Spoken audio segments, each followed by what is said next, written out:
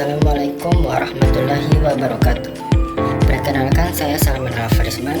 Pada kali ini saya akan menjelaskan jurnal yang saya ambil yang berjudul Profil Bakteri Patogen dan Antibiotik pada Gangren Diabetes Mellitus.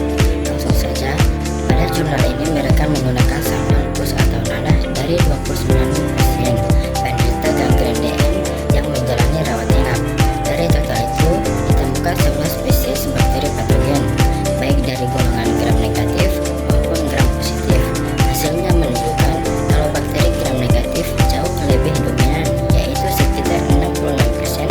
Spesies yang paling banyak ditemukan adalah Proteus mirabilis yang mencapai 28% atau sekitar 8 sampel. Selain itu, ada juga Pseudomonas aeruginosa dan Enterococcus faecalis, masing-masing 10%.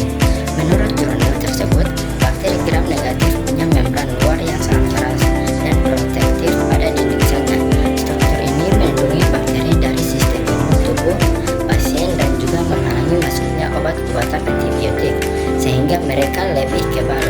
Bakteri Staphylococcus epidermidis ditemukan paling padat karena memiliki tingkat resistensi sebesar 81% terhadap antibiotik.